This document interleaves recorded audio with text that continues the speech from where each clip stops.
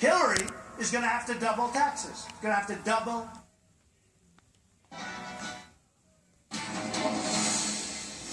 Hillary is going to have to double taxes. Going to have to double your taxes. Hillary Clinton will double your taxes.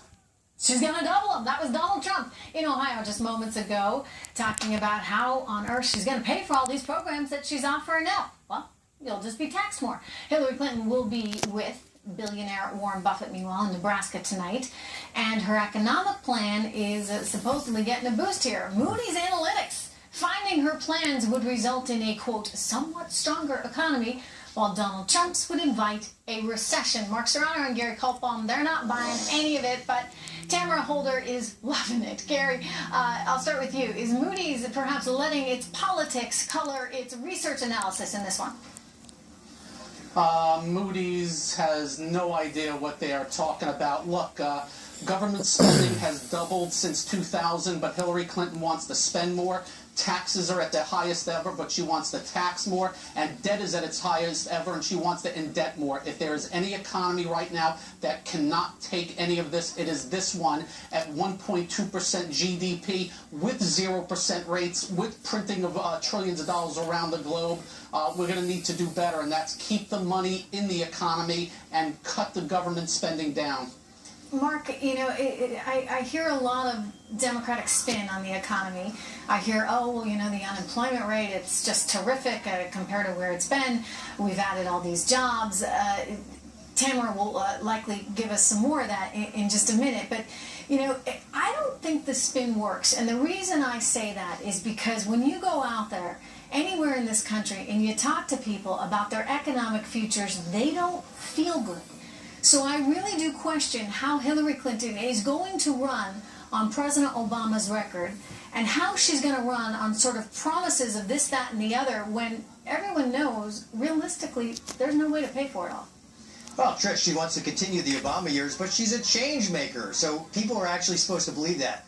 You know, look, this spin about the economy works with elitists in Washington, it works with the news media, but it will not work with the middle class. If you take a look at her tax plan and her economic plan, Trish, for instance, the Tax Foundation, which has been around since 1937 and is highly regarded and award-winning, it took a look at her plan and it said, It said that plan is going to lose 311,000 jobs over 10 years. Wages will actually decrease by almost 1%, and GDP will decrease by 1%. So Moody's is buying the spin, but the Tax Foundation is not. Moody's is wrong.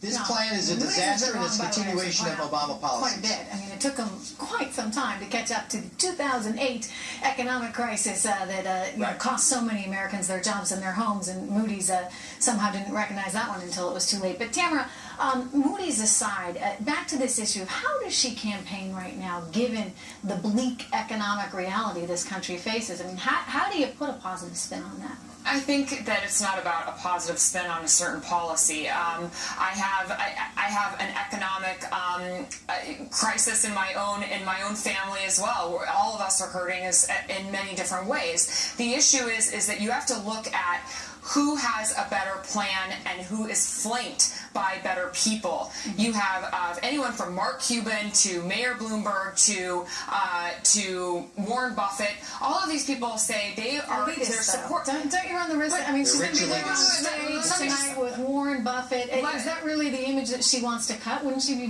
better off with maybe some of those coal miners that have lost their jobs? Let me just finish my point. My point is that there are people who support her, whereas Donald Trump doesn't have anybody except his talking points. He has nobody to say who support his Carl plan. Icahn is a pretty darn smart man, one of the wealthiest in the world, thanks to some of the decisions He's got Larry Kudlow, Stephen Moore. Being an elitist? Well, you know, so you can't have it both ways. No, but what's interesting, hang on, guys, what's interesting here about Donald Trump is, you know, you talk about the elitist issue. He's out there saying, look, I'm rich. I'm rich because I worked hard and I was able to be extraordinarily successful. God forbid, by the way, you try and paint him as having one penny less than he's actually made. Versus, say, Hillary Clinton right now, who's trying to say, look, I'll work for you. I'll work for the middle class. Well, simultaneously, Mark Serrano taking money from none other than the Wall Street banks, the very same banks that she's promising to regulate. This is why 70% of the electorate does not trust Hillary Clinton, because she's tied in with the banks, she's tied in with Wall Street, and yet she's saying we are stronger together. Look, the middle class doesn't believe they are stronger with Hillary Clinton. I mean, Tamara said it herself. She said her own family is struggling, but it's all about the plan. Look, the plan has had 8 years to work. This is a continuation of the same plan that has not worked for the middle class. Donald Trump Wages does are not down have a plan, and middle class taxes are going to have to go up. Donald Trump he has a plan to bring the not have a corporate plan. tax He's- rate and he doesn't down to have anybody- 15% Okay, I gotta for run. all You guys businesses. are out of time, but it's just to Tamara's point, he does have a plan. He's talked about lower tax rates. He's talked about bringing money back onto our shores, and of course, he's talked about changing our trade agreements. We're going to have more after this. We'll see you here. Thanks, Jim.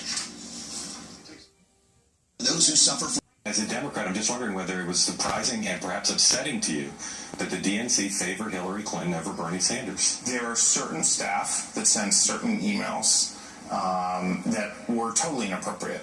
Totally inappropriate. And it is completely inappropriate for the DNC to be targeting a Democratic candidate for any particular purpose. All right, the Clinton campaign calling those DNC emails totally inappropriate. But the DNC email hack shows the Clinton campaign's general counsel emailed this to the DNC. Take a look here. It reads, "My suggestion is that the DNC put out a statement saying that the accusations the Sanders campaign have made are not true.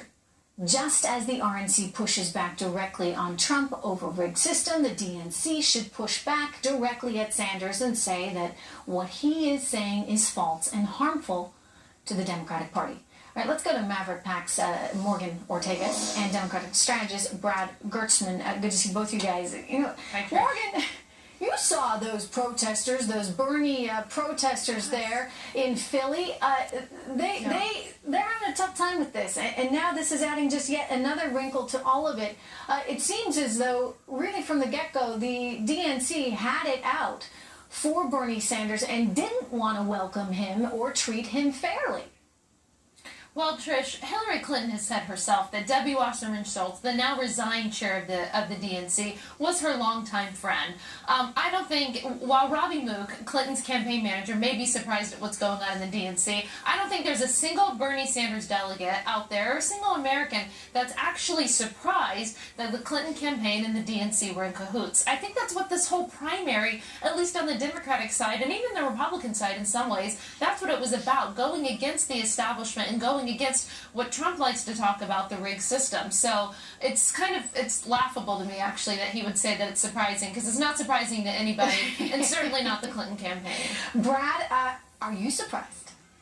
I'm not surprised, but I don't see why we have to get overly dramatic about the situation. You know, you had Bernie Sanders running for president in the primary for quite a